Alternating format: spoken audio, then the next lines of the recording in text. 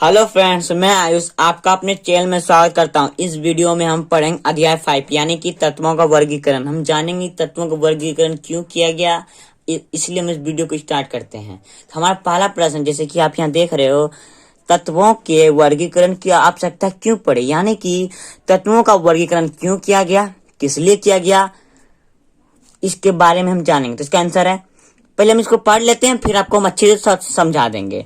अभी तक 114 से 118 तत्व ज्ञात यानी कि खोज हो चुके हैं। इन तत्वों के भौतिक गुण एवं रासायनिक गुण का क्रमबद्ध यानी कि अच्छी तरीके से अध्ययन के लिए तत्वों का वर्गीकरण आवश्यकता पड़ी। अब हम पढ़ते हैं। देखिए, अभी तक, देखिए आज की तारीख है 26/6/21। अभी तक 118 ही हो चुका है। 114 से 118 जो तत्व है वो खोज हो चुका है। और ये जो 114 और 118 तत्व है, ये सबका भौतिक गुण और रासायनिक गुण अच्छी तरह से पढ़ने के लिए हमें तत्वों का वर्गीकरण की आवश्यकता पड़ी। किस लिए आवश्यकता पड़ी? ये जो 114 118 तत्व है, उसको भौतिक गुण एवं रासायनिक गुण को एकदम क्रमबद्ध यानी अच्छी तरीका से पढ़ने के लिए यानी अध्ययन करने के लिए हमें तत्वों का वर्गीकरण की आवश्यकता पड़ी। तो आप समझ गए होंगे। अब हमारा यहाँ दूसरा प्रश्न है। देखिए, मेंडलीव के आवर्त सारणी नियम क्या है? आप सोचते होंगे मेंडलीव ये हमारा क्या है? ये हमारा एक वैज्ञानिक है और इसने हमारा एक आवर्त सारणी बनाया था। आप सोचते होंगे आवर्त सारणी क्या? आवर्त सारणी मीन्स यानी कि पीरियोडिक टेबल, जहाँ पे सभी तत्व रहते हैं एक पेज में, उसे पीरियोडिक टेबल कहते हैं। देखिए पीरियोडिक टेबल कैसा दिखता है। मेंडलीव का ये पीरियोडिक टेबल है। देखिए, ये जो मेंडलीव का जो पीरियोडिक टेबल था, इसमें तो कुछ तो नियम होगा। वो क्या नियम था तो जानते हैं? इस नियम के अनुसार तत्वों को उनके परमाणु द्रव्यमान के अनुसार सजाया गया है। इसमें 7 आवर्त एवं 9 वर्ग होते हैं।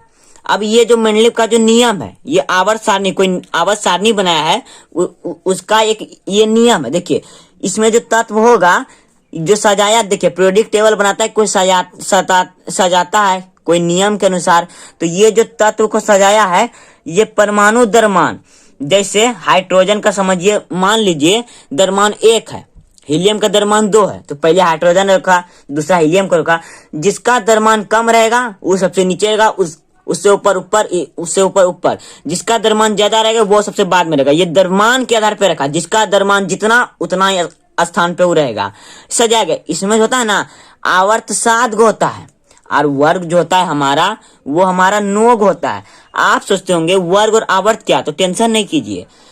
36 रेखा जो होती है, 36 रेखा सुता हुआ धरती में, तो वो हमारा आवर्त होता है। क्या होता है? आवर्त। और वो जो उठा रहता है यानी ऊर्ध्वाधर, आप तो मैथ बनाए होंगे, ग्राफ बनाए होंगे, तो ये जो ऊर्ध्वाधर रेखा होता है वो हमारा वर्ग होता है। तो ये जो मेंडलीव का जो आवर्त सारणी बनाया था ना, इसमें ये 36 रेखा हमारा जानते कितना था? 7।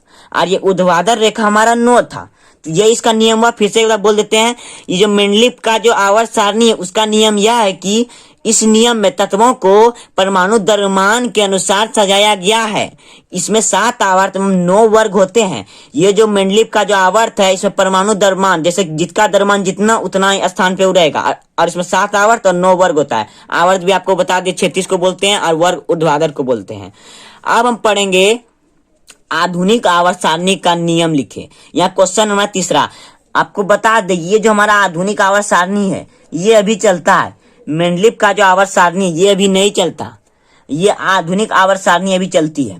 हम जानेंगे आधुनिक आवर्त सारणी को किस नियम के आधार पर बनाया गया है। तो इसका आंसर देखिए, इस नियम के अनुसार तत्वों को उनके परमाणु संख्या के आधार पर सजाया गया है। इसमें 9 आवर्त एवं 18 वर्ग होते हैं।